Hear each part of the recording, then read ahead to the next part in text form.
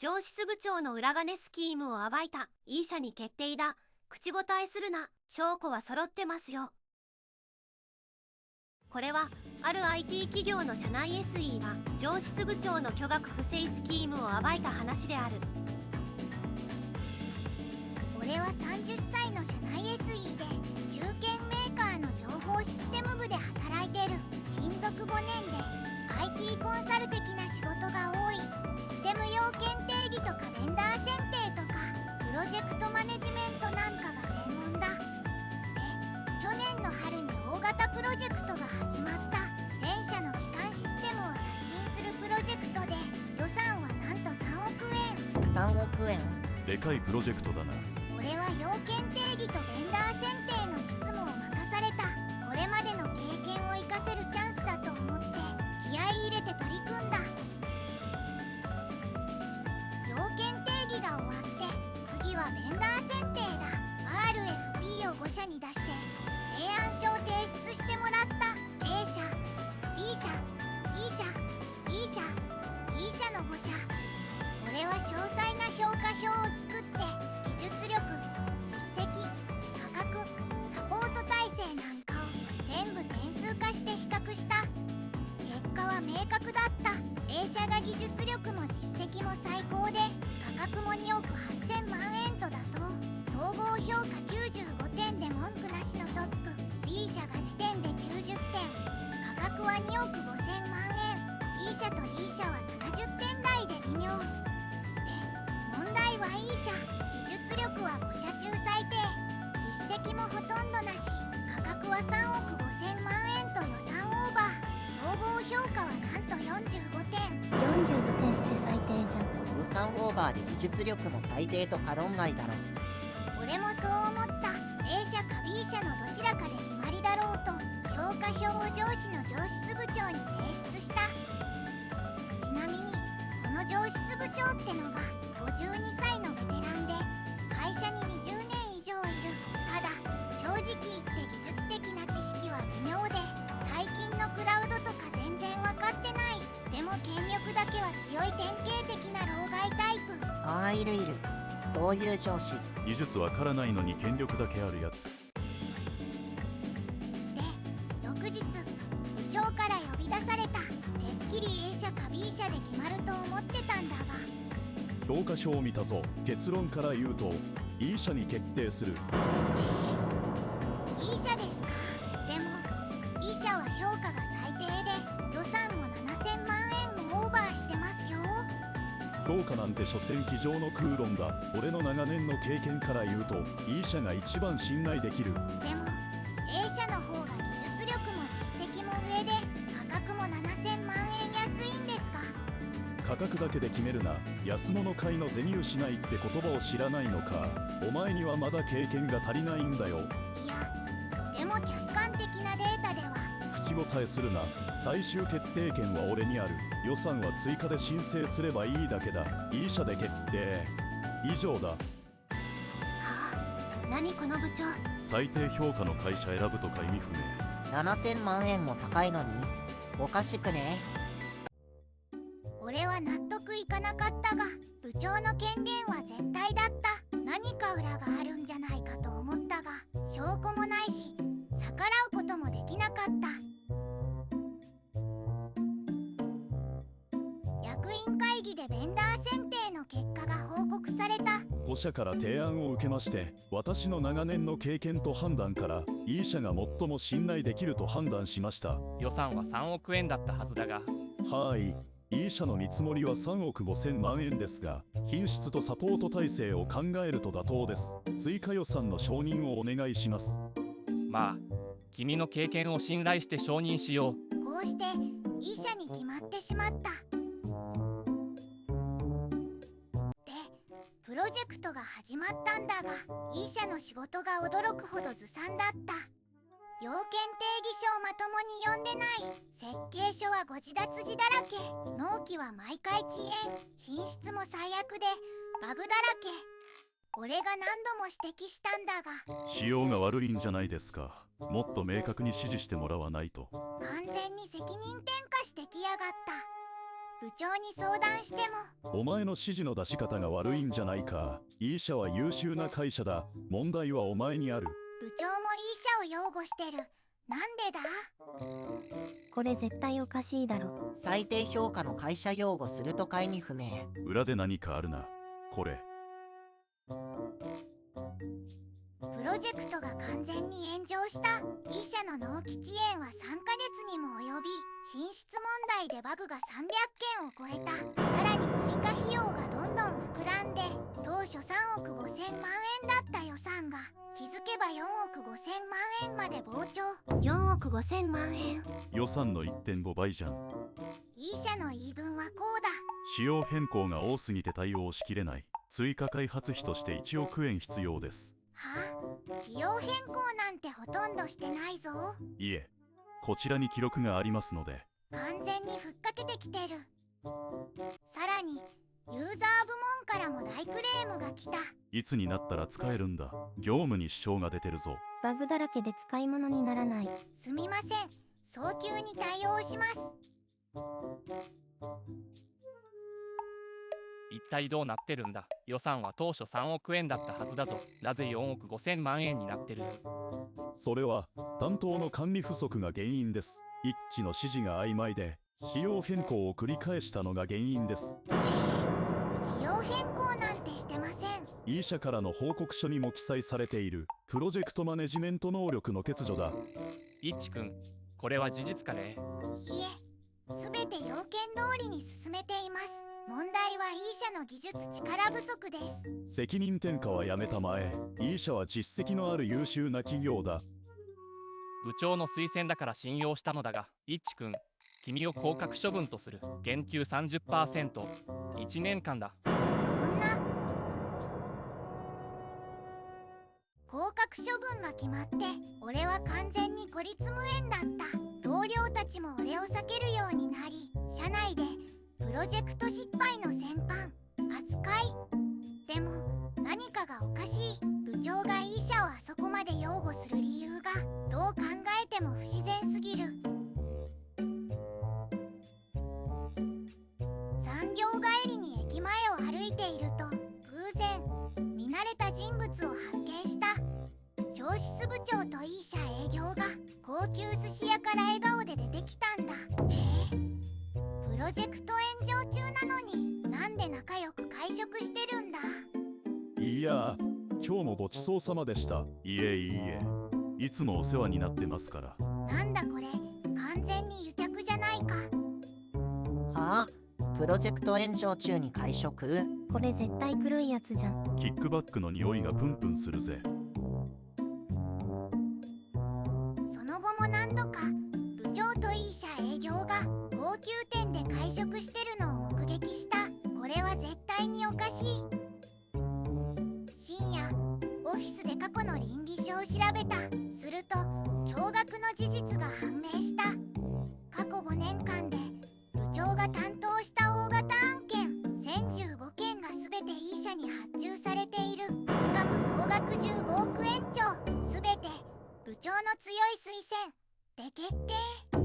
これは完全に不正だ。部長と E 社の間に何か裏があるはずだ。俺は決意した。この不正を絶対に暴いてやる。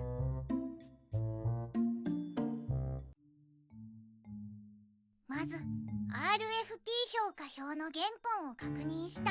俺が作った評価表と部長が役員会議に提出した評価表を比較する。するとやはり改ざんされていた。 E 社の技術力評価が三角から二重丸に書き換えられ、価格評価も×から丸に改ざん。俺の PC には元データが残ってる。証拠一つ目確保。次に部長のメールを調べた。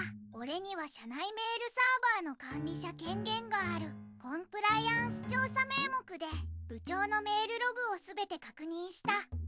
するとプライベートアドレス宛てのメールが E 社営業とやり取りされていることを発見。例の件よろしくお願いします。次回は銀座でお願いします。完全に癒着の証拠だ。証拠2つ目確保。次に E 社の過去請求書をすべて精査した過去5年分1015件のプロジェクト。すると異様な項目を発見した。特別コンサルティング費用、プロジェクト調整費、特別対応費、すべて詳細なし、数百万円単位。5年間の合計は2億円超。これは完全に水増し請求だ。証拠3つ目確保。2億円の水増しとかやばすぎ。証拠がどんどん揃ってく。さらに経理部の友人に協力してもらった。部長の経費精算記録を調べればいいのか。ああ、頼む。これやばいぞ。部長の会食費月10万円以上。しかも相手は全て E 社営業。それになんだこれ。部長の個人口座に E 社関連会社から毎月30万円の振り込みがある。何5年間で計算すると1800万円だ。完全にキックバックじゃないか。証拠4つ目確保。1800万円のキックバック。これ完全に横領じゃん。もう積んだな部長。でも決定的な証拠がもう一つ欲しい。直接的な会話の証拠が必要だ。部長と E 社営業の次回会食を尾行した。高級焼肉店の個室予約を確認。隣の個室を予約して高性能レコーダーで会話を録音した。今回も無事に通ったよ。4億5000万円で承認された。いつもありがとうございます。来月も例の振り込みをさせていただきます。ああ、よろしく頼むよ。次のプロジェクトも期待してるから。もちろんです。また御社に発注いただけるよ。部長には今後もしっかりサポートさせていただきます。完璧だ。全部取れた。証拠5つ目確保。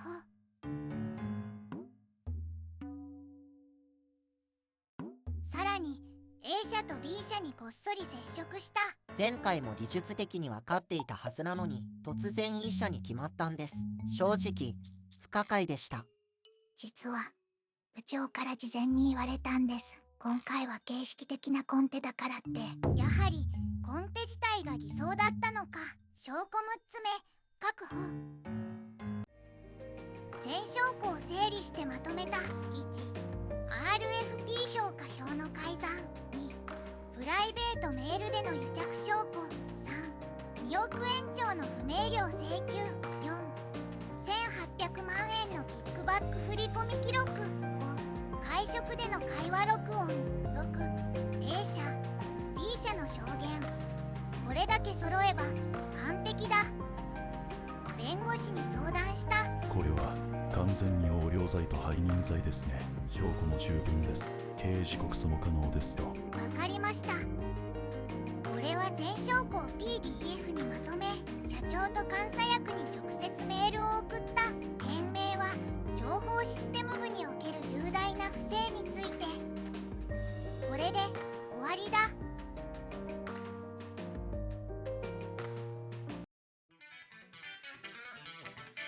部長、君はイッチ君からのメールを見たか。ええ、メール？いいえ、まだ。情報システム部における重大な不正についてとんでもない内容が送られてきている。それは誤解です。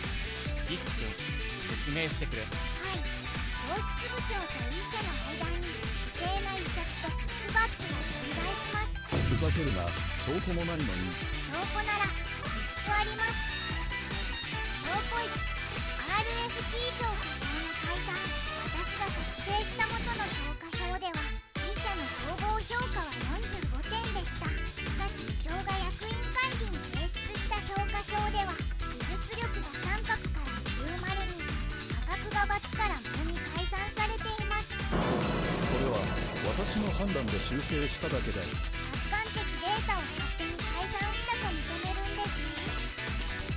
証拠にプライベートメールでの癒着証拠。部長は E 社営業とプライベートアドレス例の件よろしく、次回は銀座でなどのメールを交わしています。それは業務上の連絡で。業務連絡を会社メールでなくプライベートで。証拠3、2億円超の不明瞭請求。 E 社の過去5年間の請求書を精査したところ、特別コンサルティング費用など詳細不明な項目が合計2億円強も計上されています。いや、それは必要な費用で。では詳細を説明してください。それはプロジェクトに必要な説明できないようですね。証拠用1800万円のキックバック、部長の個人口座に自社関連会社から毎月30万円、5年間で計1800万円の振り込みがありました。キックバックだと違う、それはコンサルティング料で。個人口座にしかも毎月定額で証拠後会食での会話録音、部長といい社営業の会食を録音しました。再生します。録音、今回も無事に通ったよ。4億5000万円で録音。来月も例の振り込みをさせていただきます。これが証拠偽造か、言い逃れできるのか。証拠録 A 社 B 社の証言、コンペに参加した他社も形式的なコンペと事前に言われたと証言しています。コンペ自体が不要だったんです。以上6つの証拠から部長と E 社の間に不正な癒着があったことは明白です。お前、勝手に録音するなんて、これは違法だ。証拠として無効だ。いいえ、公共性のある内部告発です。会社に重大な損害を与える不正に証拠として適当です。部長、これは事実か。それは答えろ。すみません、すべて事実です。即刻、懲戒解雇とする。さらに横領罪と背任罪で刑事告訴する。会社に与えた損害、総額2億円を請求する。そんな。E 社とも契約を即時解除する。損害賠償1億円を請求する。いちくん、はい。君の降格処分は撤回する。それどころか、課長に昇進だ。特別報奨金として500万円を支給する。そして、情報システム部の次期部長候補とする。ありがとうございます。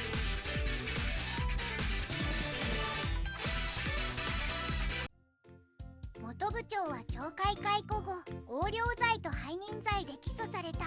損害賠償2億円の支払いも命じられ、自己破産を申請したそうだ。 IT 業界での再就職も絶望的だろう。E 社も契約解除と損害賠償1億円。業界で悪評が広まり、取引先を次々と失っている。一方、プロジェクトは A 社に切り替え、俺が PM として立て直した。半年後には無事完了し、予算も当初の2億8000万円で収まった。不正は必ず暴かれる。証拠さえあれば真実は明らかになる。諦めなくて本当によかった。最後まで読んでくれてありがとう。おつおつ。ショーツスカッとした。また投稿してくれ。